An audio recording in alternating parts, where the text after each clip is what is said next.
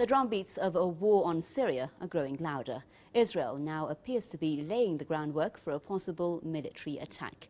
An Israeli deputy minister says he is concerned about the chemical stockpiles in Syria. Ayoob Kara says these chemicals could fall into the wrong hands or even be used by Damascus to launch an attack against Israeli forces. And that argument is being used to justify a preemptive strike on Syria, even if it means triggering a broader regional conflict. Washington used a similar excuse to attack Iraq back in 2003, falsely claiming that Baghdad possessed weapons of mass destruction. Webster Griffin Tarpley is an author and historian. He's joining me now live from Washington to share his thoughts with us. Mr. Tarpley, welcomed. In her press conference on Monday, the spokesperson for the United States Department of State, Victoria Nuland, predicted that there would be at least 3 more new massacres, she said, in Syria. And she also knew the locations of these would-be massacres. At the same time, an Israeli Deputy Minister, Ayoob Kara, as we just mentioned, has said Syria might use its chemical weapons against Israeli forces. What do you make of these comments, and are they the groundwork for a possible military attack?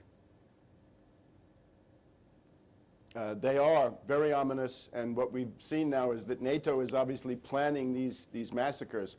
In the last couple of days, we've had both the unfortunate Mrs. Nuland as well as Anders Fogh Rasmussen, the Secretary General of NATO, comparing Syria to Bosnia, with the obvious implication that NATO may do a unilateral, outside of the UN Security Council, bombing attack.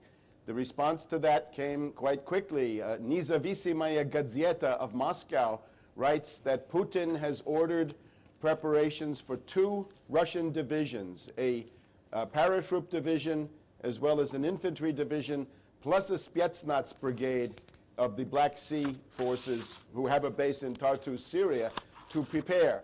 At any time, the sovereign government of Syria could obviously invite these Russian forces to come in, and this would not be a violation of anybody's international law.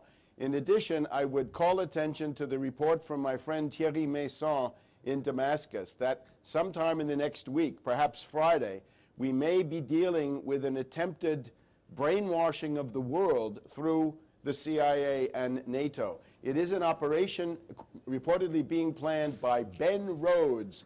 Ben Rhodes is a resident mini Goebbels here in the Obama White House. He wrote Obama's speeches, the Cairo speech, the West Point speech declaring war on Pakistan.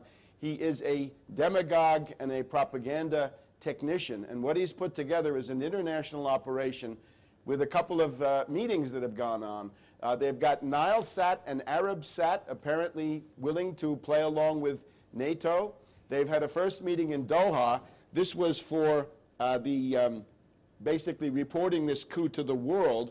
That would be with the participation of Al Arabiya, Al Jazeera, BBC, CNN, Fox, France 24, Future TV, and MTV. Right. So that's the external part. For the inside, they have fake versions of Barada, Future TV, MTV, Orient News, Kham, and Syria Al-Khad that would broadcast lying propaganda. And in Doha and in Saudi Arabia, they have built sets, Hollywood sound stages in effect, that duplicate the presidential palace in Damascus, as well as downtown Damascus, downtown Aleppo, downtown Homs. It reminds us of what they did last year with creating the Green Square of Tripoli, Libya, in Well, Qatar. Mr. Tarpley, So as you are operation. referring there to what you think are the reasons for a military strike being planned, and again you refer there to the role of Russia being largely on the defensive over the crisis in Syria. It's vetoed